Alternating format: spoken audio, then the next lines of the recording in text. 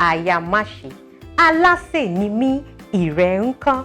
Fún ẹ̀yin tẹ́ ẹ mọ̀ yàtọ̀ láàrin Ayamase àti ọ̀fadà stew, ẹ mọ bá mi ká lọ. Ẹ gbé ẹran léná, ẹ dá garlic sí, ginger, àlùbọ́sà, adùn ọbẹ̀, ìsebẹ̀, curry àti thyme. Ẹ rò pọ̀ dáadáa. Kẹ́ bu omi sí. Green tàtàṣé wa, ẹ wo bí mo ṣe dice sharp. Mo yà rọra lọ blend roughly. Mo dàpọ̀ mọ́ sí. Bí ẹran wa ṣe wá ti jìnnà tán, epo tá a ti gbá yẹn, ẹ dà léná, ẹ dà àlùbọ́sà sí, kẹ́ saute ẹ very well. Ẹ dà irú sí o, ẹ dà ata sí, ẹ dà edé sí, thyme, curry, omi ẹran, ẹ rò papọ̀, kẹ́ fi sílẹ̀ fún 15 minutes láti lè fry dáadáa. Ẹ dà ẹran àti pọ̀nmọ́ sí. Ẹ wá dà iyọ̀ sí. Ẹ fi ẹyin sí. Mo wá slice rodo ìyẹn fún toppings. Please recreate and give feedback. Try it and enjoy it.